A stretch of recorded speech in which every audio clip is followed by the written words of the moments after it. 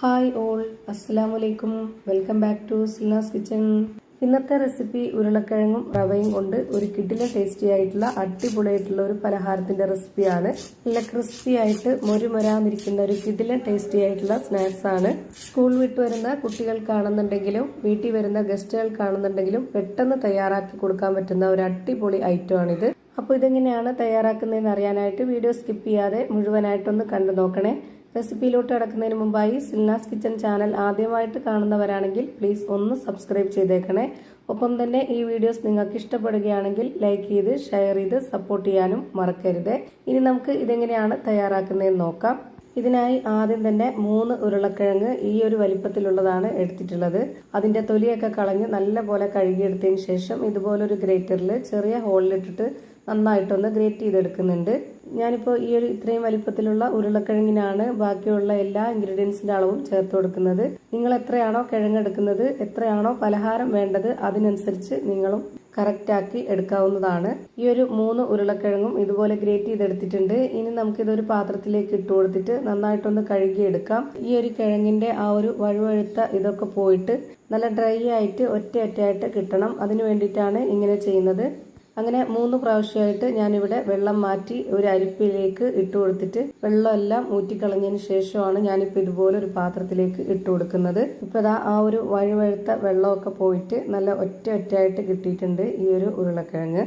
ഇനി ഇതിവിടെ ഇരിക്കട്ടെ. ഇനി അടുത്തതായിട്ട് സ്റ്റവിലേക്ക് ഒരു പാൻ വെച്ച് കൊടുത്ത് കുറച്ച് എണ്ണ ഒഴിച്ചു കൊടുക്കുന്നുണ്ട്. എണ്ണ നല്ല പോലെ ചൂടായിട്ട് വരുമ്പം ചെറിയ ജീരകം ഒരു നുള്ള് ഇട്ട് കൊടുക്കാം. അതൊന്ന് നന്നായിട്ട് ചൂടായിട്ട് വരുമ്പോൾ ഇതിലേക്ക് വെളുത്തുള്ളി ഇഞ്ചി ചതച്ചതാണ് 1/4 സ്പൂൺ അളവിൽ ഇട്ട് കൊടുക്കുന്നത്. പിന്നെ ഒരു 1/4 ഭാഗം സബോള ചെറുതായിട്ട് കട്ട് ചെയ്തിട്ടുള്ളതും കൂടെ ഇട്ട് കൊടുക്കാം. പിന്നെ ഇതിലേക്ക് ഒരു നുള്ള് മഞ്ഞൾപ്പൊടി, ഒരുപാട് ഇട്ട് കൊടുക്കേണ്ട, വളരെ കുറച്ച് മഞ്ഞൾപ്പൊടി ഇട്ട് കൊടുത്തു. പിന്നെ ഒരു നുള്ള് ഗരം മസാലപ്പൊടി ഇട്ട് കൊടുത്തു. ഇനി ഇതൊന്ന് ഇളക്കി കൊടുക്കുന്നുണ്ട്. ഇത് എണ്ണയിലൊന്ന് ചെറുതായിട്ട് മൂത്ത് വരുന്ന സമയത്ത് ഇനി ഇതിലേക്ക് നമ്മൾ ഗ്രേറ്റ് ചെയ്ത് വെച്ചിട്ടുള്ള ആ ഒരു ഉരുളക്കിഴങ്ങ് ഇട്ട് കൊടുക്കുകയാണ്. ഇനി ഈ കിഴങ്ങൊന്ന് വെന്ത് വരാനായിട്ട് ഇതിലേക്ക് 250 ml കപ്പിന്റെ അളവിൽ 1 കപ്പ് വെള്ളം ഒഴിച്ചു കൊടുക്കാം. എന്നിട്ട് ഇതിലേക്ക് ആവശ്യത്തിനുള്ള ഉപ്പിട്ട് കൊടുത്തതിന് ശേഷം ഇത് നല്ല പോലെ ഒന്ന് ഇളക്കി യോജിപ്പിച്ച് കൊടുക്കുന്നുണ്ട്. ഇനി ഇതൊന്ന് വെന്ത് വരാനായിട്ട് ഒരു 2 മിനിറ്റ് നേരം ഇതൊന്ന് അടച്ചു വെച്ച് വേവിച്ചെടുക്കാം. പെട്ടെന്ന് തന്നെ വെന്ത് കിട്ടും. കാര്യം ഇതത്രയും നൈസായിട്ടാണ് നമ്മൾ ഗ്രേറ്റ് ചെയ്തെടുത്തിട്ടുള്ളത്. 2 മിനിറ്റ് നേരം കഴിയുമ്പോഴേക്ക് ഇത് നല്ലപോലെ വെന്ത് കിട്ടിയിട്ടുണ്ടാവും. പിന്നെ ഇതിലേക്ക് ഇട്ട് കൊടുക്കുന്നത് 250 ml കപ്പിന്റെ അളവിൽ 1 കപ്പ് വറുത്ത റവയാണ്. ഇതിലേക്ക് വറുത്ത റവ തന്നെ എടുക്കാൻ വേണ്ടി നോക്കുക, എന്നാലേ ഉദ്ദേശിച്ച ആ ഒരു പരുവത്തിൽ കിട്ടുള്ളൂ.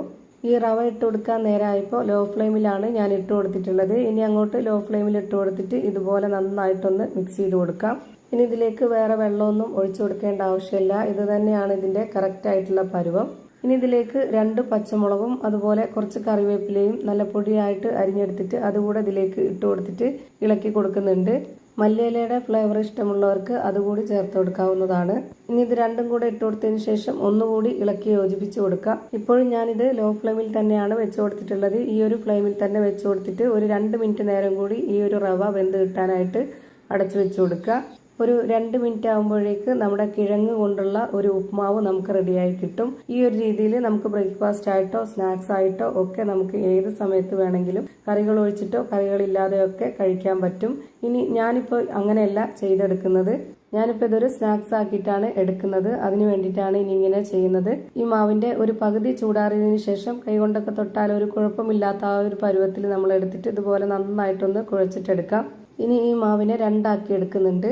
2 ആക്കി എടുത്തതിന് ശേഷം നമ്മൾ ഇതുപോലെ ഷേപ്പാക്കി എടുക്കുക. ഇതുപോലെ ബോൾ ഷേപ്പിലാക്കി എടുക്കണം. എന്നിട്ട് ഒരു ബോർഡിലോ അല്ലാന്നുണ്ടെങ്കിൽ നമ്മുടെ സാധാരണ കൗണ്ടർ ടോപ്പിലോ കുറച്ച് ഓയിൽ ഒഴിച്ചു കൊടുത്തിട്ട് ഇതുപോലെ മൊത്തത്തിലൊന്ന് സ്പ്രെഡാക്കി കൊടുത്തതിന് ശേഷം അതിൽ നിന്നൊരു മാവെടുത്ത് ഇതിലേക്ക് വെച്ച് കൊടുത്തതിന് ശേഷം ഇതുപോലെ ഒന്ന് പരത്തി കൊടുക്കുക. ഒരുപാടങ്ങ് നൈസായിട്ട് പരത്തിയെടുക്കരുത്, കുറച്ച് കട്ടിയായിട്ട് തന്നെ പരത്തിയെടുക്കണം. ഈ ഒരു പരുവത്തിൽ പരത്തിയെടുത്തതിന് ശേഷം ഇതിന്റെ 4 സൈഡും ഇതുപോലെ ഒന്ന് കട്ട് ചെയ്ത് കൊടുക്കുന്നുണ്ട്. എല്ലാം ഒരേപോലെ കിട്ടാനാണ്. എന്നിട്ട് നമുക്ക് ഇഷ്ടമുള്ള വലിപ്പത്തിൽ ഷേപ്പിലൊക്കെ ഇത് കട്ട് ചെയ്തെടുക്കാവുന്നതാണ്. ഞാനിപ്പോൾ ഇത് ഈ ഒരു പരുവത്തിൽ ഈ വലിപ്പത്തിലാണ് കട്ട് ചെയ്തെടുക്കുന്നത്. ഇത് കണ്ടുകൊണ്ടിരിക്കുമ്പോൾ തന്നെ സിൽനാസ് കിച്ചൺ ചാനൽ ആദ്യമായിട്ട് കാണുന്നവരാണെങ്കിലും ഇതുവരെയും കണ്ട് സബ്സ്ക്രൈബ് ചെയ്യാത്തവരും പ്ലീസ് ഒന്ന് സബ്സ്ക്രൈബ് ചെയ്തേക്കണേ. ഒപ്പം തന്നെ ഈ വീഡിയോസ് നിങ്ങൾക്ക് ഇഷ്ടപ്പെടുകയാണെങ്കിൽ ഒരു ലൈക്ക് ചെയ്ത് ഷെയർ ചെയ്ത് ഹൈപ്പ് ചെയ്ത് സപ്പോർട്ട് ചെയ്യാനും മറക്കരുത്. ഇപ്പൊ എല്ലാം ഇവിടെ ഇതുപോലെ കട്ട് ചെയ്തെടുത്തിട്ടുണ്ട്. ഇതേപോലെ തന്നെ എല്ലാ മാവിലും കട്ട് ചെയ്ത് ഒരു പാത്രത്തിലേക്ക് മാറ്റാവുന്നതാണ്. ഇനി ഇതിന്റെ വക്കൊക്കെ ഒന്ന് ഷേപ്പാക്കി എടുക്കണമെന്നുണ്ടെങ്കിൽ ചെറുതായിട്ട് കൈവച്ചിട്ട് ഇതുപോലെ ഒന്ന് ഒതുക്കി കൊടുത്താൽ മതി.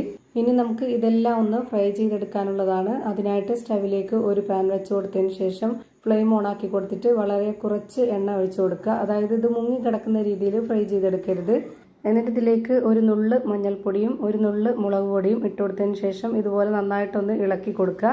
നമ്മുടെ ആ ഒരു പലഹാരത്തിന് ചെറിയൊരു എരിവും ചെറിയൊരു കളറൊക്കെ കിട്ടാനാണ് ഇങ്ങനെ ചെയ്യുന്നത്. ഇനി ഇതെല്ലാം ഓരോന്നോരോന്നായി ഇട്ട് കൊടുത്തതിന് ശേഷം ഒരു ഭാഗം 1-2 മിനിറ്റ് ഒന്ന് വേവിച്ചെടുക്കണം. ഹൈ ഫ്ലെയിമിൽ വെച്ച് കൊടുക്കരുത്, അപ്പോൾ ഇത് പെട്ടെന്ന് കരിഞ്ഞു പോകും. ഒരു മീഡിയം ഫ്ലെയിമിൽ ഇട്ട് കൊടുത്തതിന് ശേഷം മാത്രം ഇത് വേവിച്ചെടുക്കുക. ഇപ്പോൾ ഇതിൻ്റെ എല്ലാം ഒരു ഭാഗം വെന്ത് കിട്ടിയിട്ടുണ്ട്. ഇനി നമുക്ക് ഇതെല്ലാം ഒന്ന് തിരിച്ചിട്ട് കൊടുക്കാം. തിരിച്ചിട്ട് കൊടുത്തതിന് ശേഷം പിന്നെ 1 മിനിറ്റ് നേരം കൂടി വേവിച്ചാൽ മതി. അതിൽ കൂടുതൽ വേവിച്ചെടുക്കേണ്ട ആവശ്യമില്ല. 1 മിനിറ്റ് നേരം ഈ ഒരു ഭാഗം കൂടെ ഒന്ന് വേവിച്ചെടുത്തതിന് ശേഷം പിന്നെ നമുക്കിത് എണ്ണയിൽ നിന്ന് കോരിയെടുക്കാവുന്നതാണ്. ഇപ്പോൾ ഇതാ പുറം ഭാഗം നല്ല മൊരുമൊരാന്നിരിക്കുന്ന, അകം നല്ല സോഫ്റ്റ് ആയിട്ടിരിക്കുന്ന ഒരു കിഡിലൻ റെസിപ്പി റെഡിയായി കിട്ടി. നല്ല ടേസ്റ്റാണ്. ഒരു തവണ നിങ്ങൾ ഇതുപോലെ ഒന്ന് ട്രൈ ചെയ്ത് നോക്കുക. എന്തായാലും നിങ്ങൾക്ക് എല്ലാവർക്കും ഇഷ്ടമാവും. അതുപോലെ തന്നെ ഇത് ഒരുപാട് എണ്ണ കുടിക്കുമെന്ന് ഓർത്ത് പേടിക്കേണ്ട. നമ്മൾ ഒഴിച്ചു കൊടുത്തിട്ടുള്ള ആ ഒരു എണ്ണ ഇത് ഫ്രൈ ചെയ്തതിന് ശേഷവും അതിലിരിപ്പുണ്ട്. ഇപ്പോൾ ഞാനിതെല്ലാം ഒരു പാത്രത്തിലേക്ക് ഇട്ട് കൊടുത്തിട്ടുണ്ട്. ഇത് എത്രത്തോളം ക്രിസ്പി ആണെന്നുള്ളത് ഞാനിപ്പോൾ കാണിച്ചു തരാം. അതിൽ നല്ല ക്രിസ്പി ആയിട്ടുള്ള നല്ല മൊരുമൊരാന്നിരിക്കുന്ന ഒരു അടിപൊളി പലഹാരം റെഡിയായി കിട്ടി. ഇനി ഞാനിതൊന്ന് പൊട്ടിച്ച് കാണിച്ചു തരാം. അപ്പോൾ ഇതാ ഇത്രയേ ഉള്ളൂ ഇന്നത്തെ വീഡിയോ. വീഡിയോ ഇഷ്ടമായാൽ ലൈക്ക് ചെയ്യാനും കമൻറ്റ് ചെയ്യാനും ഷെയർ ചെയ്യാനും മറക്കരുത്. പുതിയൊരു വീഡിയോയുമായി വീണ്ടും വരും. Thank you for watching.